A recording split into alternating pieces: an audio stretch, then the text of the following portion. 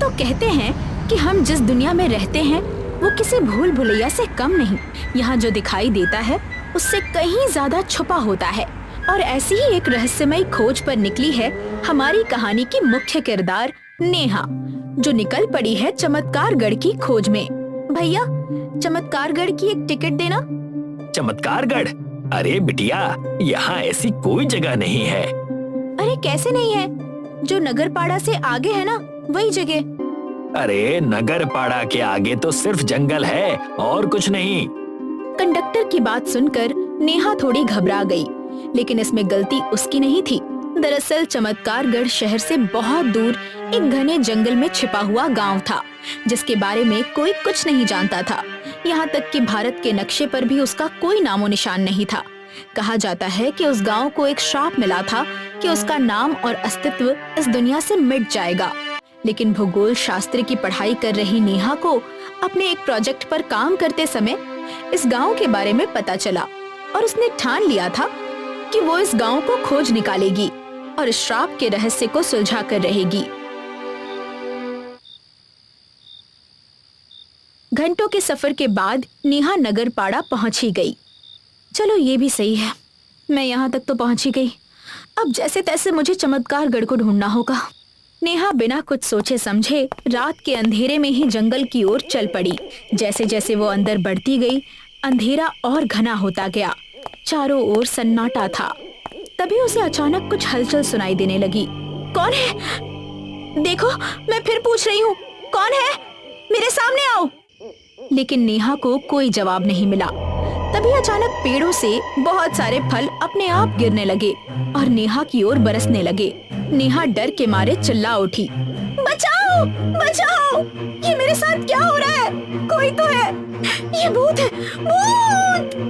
डर के मारे नेहा की हालत बिगड़ने लगी।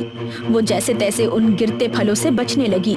इसी बीच एक बोलता हुआ कौवा उसकी ओर उड़ता हुआ आया और जैसे ही वो कौवा आया, फलों की बरसात रुक गई। बड़ी जिद्दी हो तुम। तुम बोल सकते हो?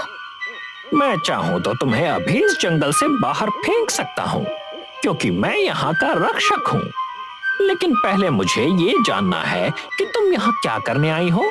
कौवे की बात सुनकर नेहा और भी डर गई, लेकिन फिर उसने साहस जुटाया और उसे सब कुछ बता दिया।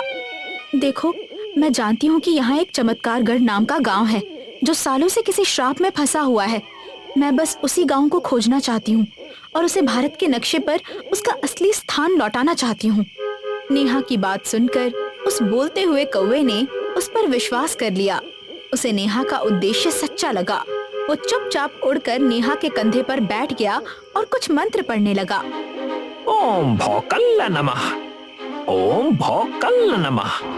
तभी तेज हवा चलने लगी और नेहा ने देखा कि उसके पैरों के नीचे एक वृत्ताकार चिन्ह अपने आप बनता जा रहा है और देखते ही देखते जमीन पर एक दरवाजा खुल गया। नेहा कौवे के साथ नीचे खींची जाने लगी।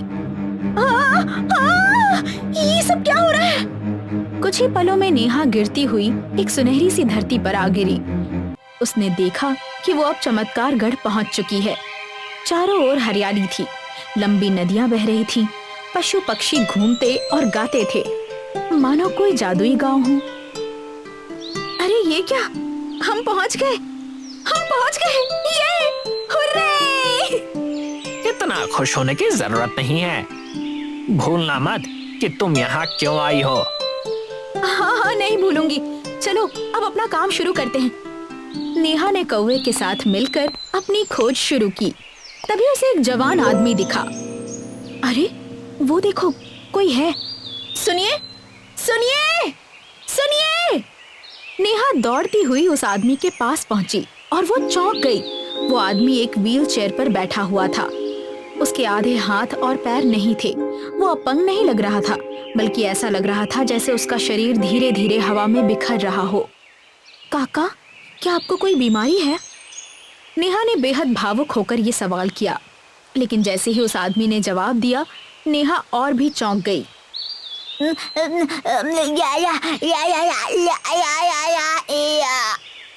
अरे ये कौन सी भाषा है?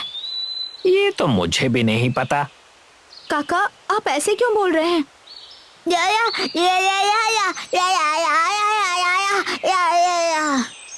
अब हमें कैसे पता चलेगा कि ये सब क्या है? तभी पीछे से एक बूढ़ी सी आवाज सुनाई दी। मैं बताता हूँ। नेहा ने पलटकर देखा, उसके सामने एक 10 साल का बच्चा खड़ा था, लेकिन उसका चेहरा किसी बूढ़े आदमी की तरह झुर्रियों से भरा हुआ था और उसकी आवाज किसी थके हुए बुजुर्ग जैसी। अरे बेटा, ये तुम कैसे हो? और ये काका कौन सी भाषा में बात कर रहे हैं? वो बच्चों की भाषा में बात कर रहे हैं। क्या? बच्चों की भाषा? हाँ, बच्चों की भाषा। दरअसल बहुत सालों पहले इस चमत्कारगढ़ में एक राजा हुआ करता था। उसे लड़कियां पसंद नहीं थीं। वो उन्हें बोझ समझता था। उसे लगता था कि लड़कियों का काम सिर्फ घर संभालना, चूल्हा चौका और वंश बढ़ाना है। इसलिए एक दिन उसने एक बड़ा यज्ञ किया ताकि इस गांव में एक भी लड़की पैदा ना हो। क्या? फिर आगे क्या हुआ? तुम सबकी ये हालत कैसे हो गई? दरअसल राजा ने जो यज्ञ किया उसमें एक मंत्र गलती से गलत पढ़ लिया उसने, जिसके कारण प्रकृति ने इस पूरे गांव को श्राप दे दिया। ये सब क्या हो रहा है? तू कौन होता है प्रकृति के नियमों को तोड़ने वाला? नहीं, मैं ऐसा नहीं होने दूंगी। तुझे लड़कियां पसंद नहीं है तो अब देख इस गांव का क्या हश्र होता है। मैं श्राप देती हूँ, इस गांव की घड़ी अब उल्टी दिशा में चलेगी। यहाँ बूढ़े बच्चे पैदा होंगे और जवान धीरे धीरे हवा में बिखर जाएंगे। यहाँ ना कोई शादी होगी, ना कोई घर बसेगा, ना कोई वंश आगे बढ़ेगा। तू तड़पेगा, तड़पेगा। तो कुछ इस तरह राजा की सजा पूरे गांव को मिली। यज्ञ के बाद गांव के लोग एक एक करके बीमार होने लगे। फिर शुरू हुआ ये अजीब दौर जहां बूढ़े बच्चे पैदा होने लगे। वो किसी माँ के गर्भ से नहीं बल्कि समुद्र की लहरों से आते थे। उनके हाथ कांपते, आवाज तुतलाती, घुटनों में दर्द होता। गांव के स्कूल की नर्सरी में बूढ़े बच्चे बैठते थे, टिफिन में च्यवनप्राश और घुटनों की पट्टी लाते थे। ये तो कुछ बेहद अजीब है। इतना ही नहीं, जैसे जैसे उनकी उम्र बढ़ती वो 30 की उम्र तक आते आते हट्टे कट्टे और स्मार्ट बनते, लेकिन 50 के बाद फिर से उनका शरीर उल्टी दिशा में बढ़ने लगता। फिर से घुटनों में दर्द, आवाज तुतलाती और धीरे धीरे वो रेंगने लगते। अंत में जब वो पूरी तरह बच्चे बन जाते तो हवा में उड़कर राख बनकर विलीन हो जाते। ये तो बहुत ही डरावना है पिंटू। ना जाने तुम सबने कितने सालों से कितना दर्द सहा है। मुझे भी नहीं पता, लेकिन तुम यहाँ कैसे आ सकती हो? यहाँ तो लड़कियों का नामो निशान भी नहीं है। हाँ, मैं असली दुनिया से आई हूँ तुम सबको इस श्राप से मुक्त करने के लिए, लेकिन मुझे नहीं पता कि ये सब कैसे होगा।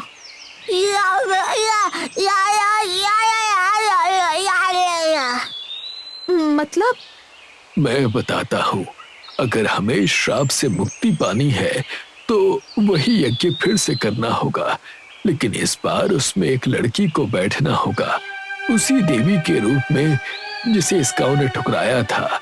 प्रकृति माता ने कहा था उसी के हाथों मुक्ति मिलेगी। तो ठीक है, चलो यज्ञ करते हैं। हाँ, लेकिन याद रहे इस उल्टी घड़ी को तोड़ने के लिए हमें मंत्र भी उल्टे पढ़ने होंगे। क्या? उल्टे मंत्र? उल्टे मंत्रों की बात सुनकर नेहा थोड़ी घबरा गई, लेकिन उसने हिम्मत से काम लिया और यज्ञ की शुरुआत की।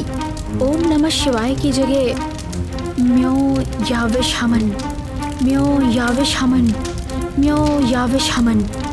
जैसे ही नेहा ने उल्टे मंत्र पढ़ने शुरू किए, आसमान बदलने लगा, हवा तेज हो गई, सब कुछ सन्नाटे में जमने लगा।